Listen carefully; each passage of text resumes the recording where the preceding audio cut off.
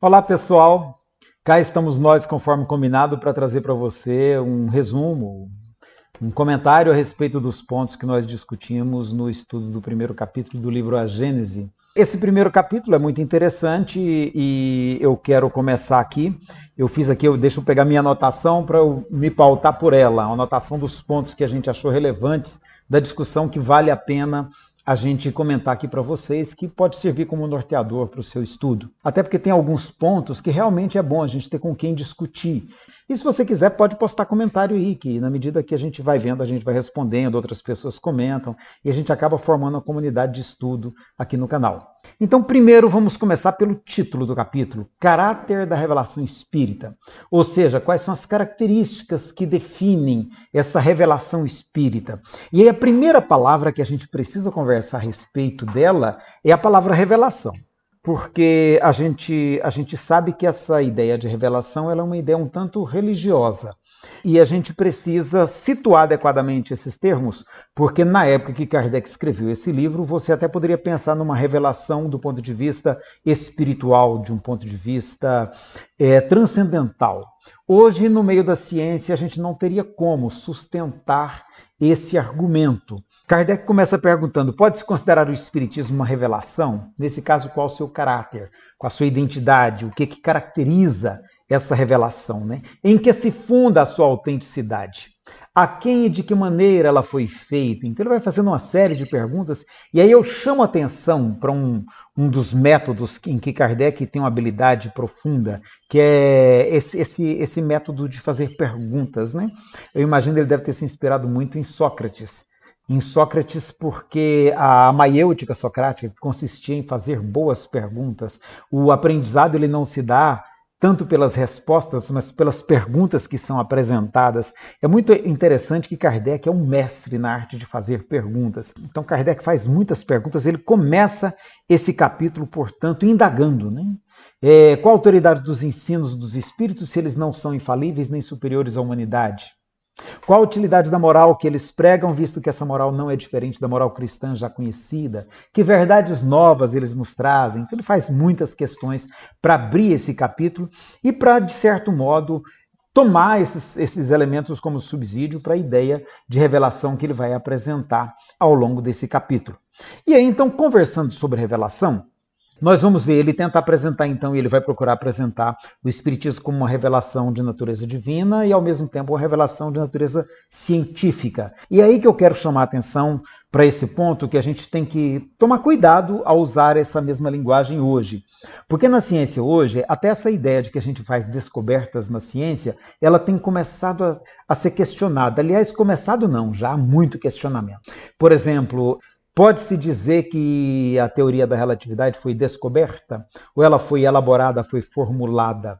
Então a palavra descoberta é uma palavra que a gente tem que ter muito cuidado com o uso dela, porque hoje a gente costuma pensar muito mais que são apresentadas novas teorias, novas explicações. Então a teoria da relatividade é uma nova teoria que procura explicar o mundo, o universo, a partir de uma outra perspectiva, diferente da perspectiva newtoniana.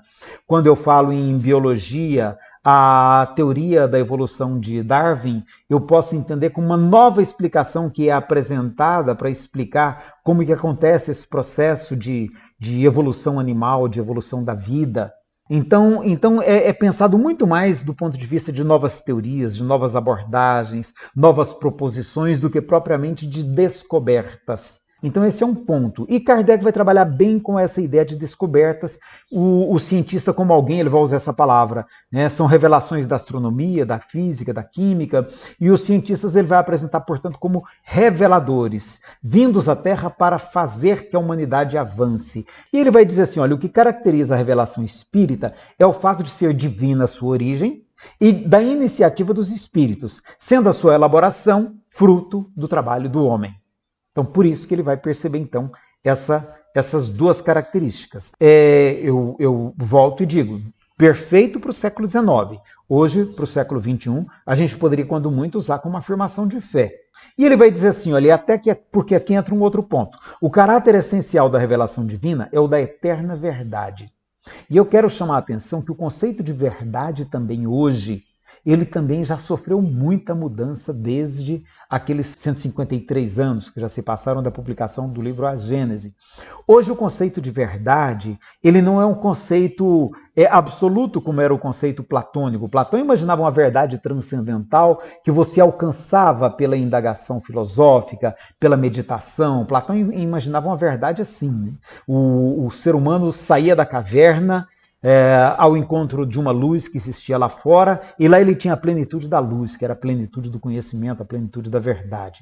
Essa é a ideia platônica de verdade. Verdade, a partir do final do século XIX, século XX, vai sofrer uma grande reviravolta, porque vai se compreender que toda verdade, na realidade, é uma construção humana.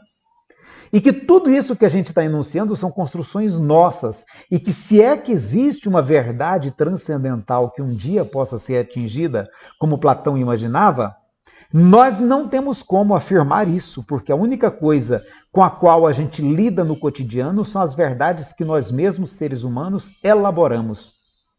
E faz muito sentido essa ideia. Eu até diria que ela faz muito mais sentido porque a gente tem como apalpar com segurança as verdades que nós construímos, enquanto a gente não tem a menor condição de dizer como é essa verdade imaginada, por exemplo, por Platão. Então, enquanto a outra é algo utópico, inatingível, que fica na imaginação dos seres humanos, a outra é palpável, eu lido com ela todos os dias. Cada explicação para mim é uma verdade nova que vai sendo apresentada. E uma verdade que é temporária, ela é provisória. Por quê? Porque outra verdade pode ser apresentada melhor do que essa. Eu posso ter uma explicação melhor do que a que eu tenho hoje, para esse mesmo fenômeno que eu estou explicando. Então, inclusive, por exemplo, o estudo da mediunidade. Tem surgido novas perspectivas, novos estudos em torno do transe mediúnico, que Kardec havia aberto uma picada em torno daqueles assuntos e que hoje a gente tem condições, inclusive, de expandir um pouco mais. Eu vou citar um exemplo. Kardec analisa como o sonambulismo certos fenômenos de transe mediúnico. Hoje a gente tem condições de lançar mais luz sobre isso. Então, é muito interessante a gente perceber verdade nessa perspectiva moderna, que é verdade em processo de construção, pelo universo mesmo do pensamento humano, da ciência, da filosofia. Então Kardec vai dizer assim, olha, que do ponto de vista dessas informações do mundo espiritual que chegam para nós, ele vai dizer que todas as religiões tiveram seus reveladores, está lá no item 8, né?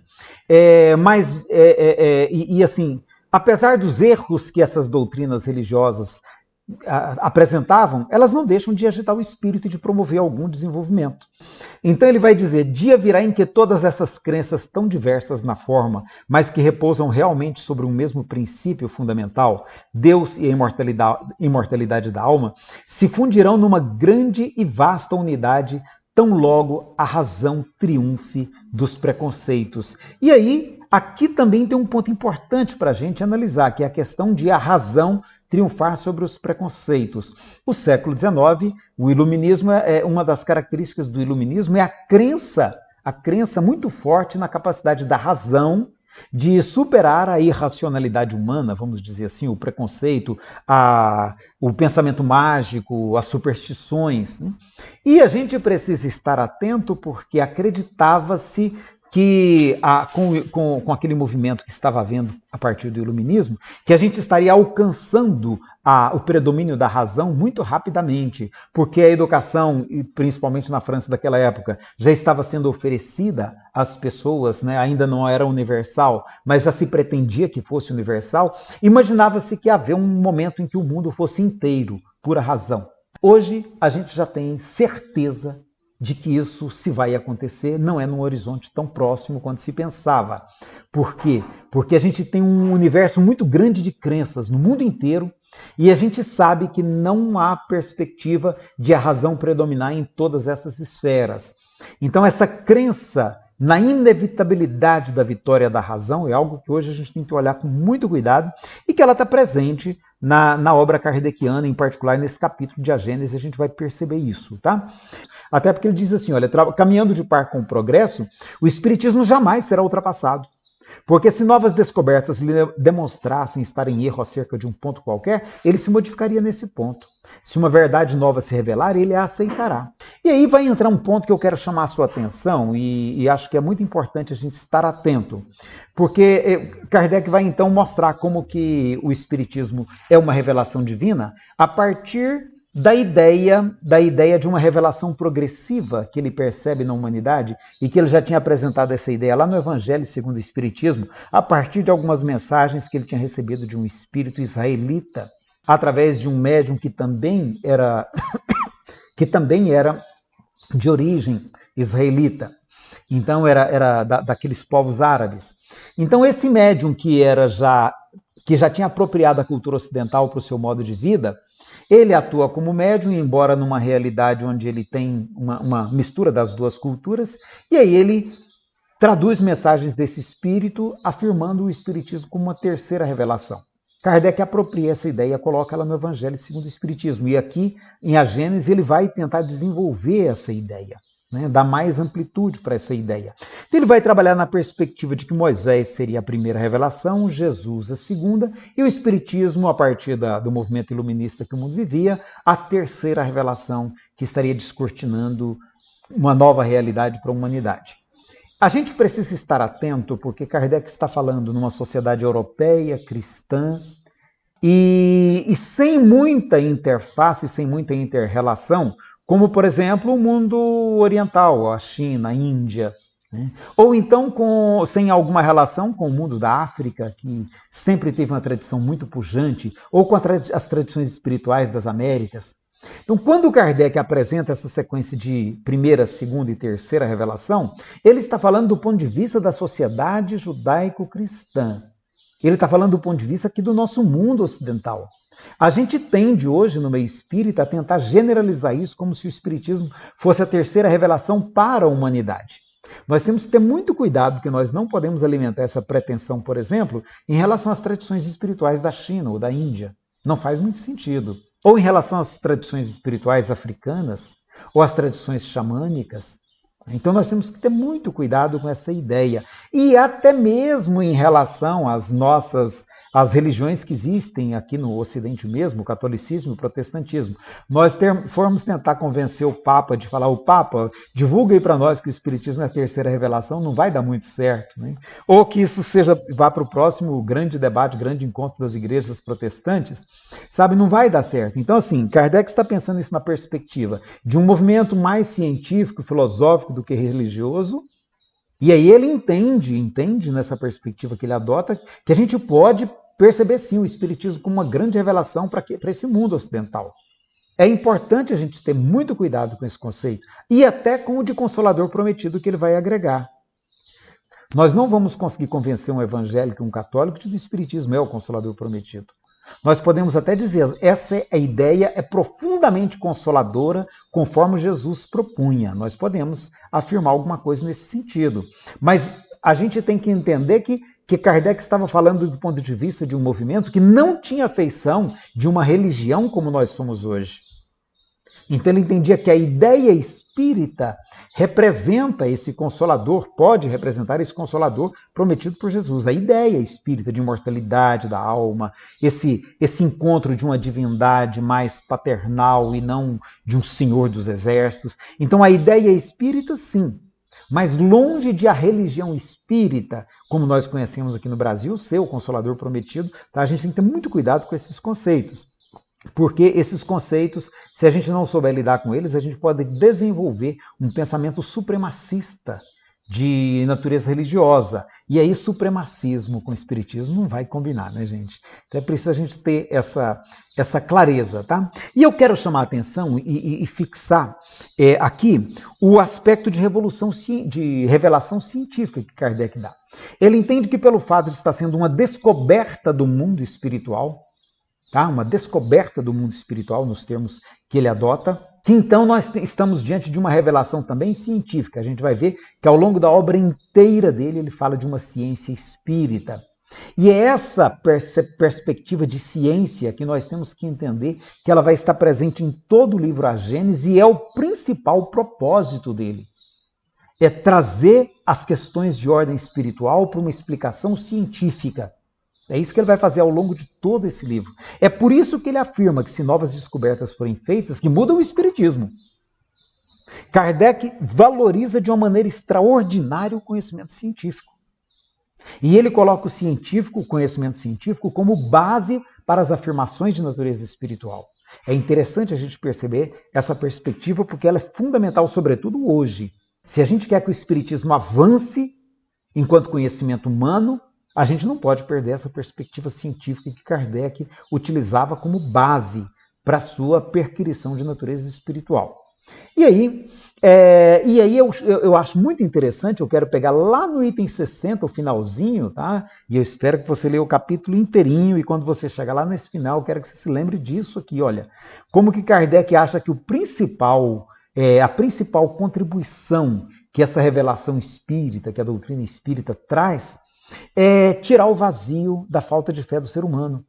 Né? Tirar o vazio da falta de fé do ser humano. Ainda hoje eu estava conversando com um colega, um amigo nosso que mora em Cuba, e ele falando de como que a instrução puramente laica e às vezes ateia, quando os professores às vezes tentam defender o ateísmo no laicismo religioso, eu até brinquei com ele, falei, mas isso é pregação religiosa, né? Porque pregar que não existe nada depois da morte é uma pregação religiosa, pela negação. Eu diria que ser laico é permitir que todos os pensamentos a respeito de espiritualidade convivam em harmonia. Isso é laicismo. É não colocar nada oficial em nome do Estado, nem a afirmação e nem a negação. É, pelo contrário, possibilitar o diálogo plural. O laicismo possibilita o diálogo plural. Agora, uma pregação do nada é uma pregação religiosa. É a crença de que não existe nada. Então você pode chamar isso do que você quiser, mas é tão dogmática quanto qualquer outra religião que tente provar que tudo funciona segundo o seu próprio referencial. Então Kardec diz assim, olha, tais são, em resumo, os resultados da revelação nova, que veio encher o vácuo que a incredulidade havia cavado, levantar os ânimos abatidos pela dúvida ou pela perspectiva do nada e dar a todas as coisas uma razão de ser. O meu amigo cubano dizia exatamente isso, dizia, olha Elias, o espiritismo aqui para nós em Cuba é fundamental porque ele nos ajuda a romper essa ideia de que não existe nada após a morte. E que infelizmente é pregada nas escolas. Então a gente tem que ter clareza disso. Aí Kardec vai dizer assim, olha, que a grande contribuição que o espiritismo pode oferecer, portanto, é ajudar no sentido de pôr fim ao reino do egoísmo, do orgulho e da incredulidade. Porque, ajudando nesse sentido, essas ideias espíritas preparam o reinado do bem, que é o reino de Deus anunciado pelo Cristo. Eu acho que é muito importante, portanto, a gente fechar nossa reflexão, nosso resumo do capítulo 1 com essa ideia. Eu até voltaria naquela questão do meu amigo Albert Einstein, quando disse que cada descoberta nova da ciência é uma porta nova pela qual eu vejo Deus, o autor dela. Há quem questione se isso é do Einstein mesmo. Talvez seja mais folclore. Mas o fato é que se a gente sabe compreender adequadamente a ciência para nós passa a ser um caminho de encontro com Deus. Um caminho de encontro com o espiritual, um caminho de encontro com a ideia de divindade, seja qual for a forma pela qual a gente represente essa divindade. Nós vamos tratar disso, inclusive, no próximo vídeo, porque o próximo capítulo que nós vamos estudar, portanto, é sobre Deus. E, nesse sentido, o Espiritismo traz uma visão que amplia muito a nossa capacidade de compreender a ideia de Deus. Então, ficamos por aqui em relação a esse capítulo 1. Espero que você faça uma boa leitura, posta aí seus comentários para a gente poder estar dialogando e tentando aprimorar o nosso entendimento a respeito desse livro tão precioso de Kardec que a gente não pode prescindir se nós queremos ter um espiritismo alinhado com a atualidade, alinhado com o pensamento moderno.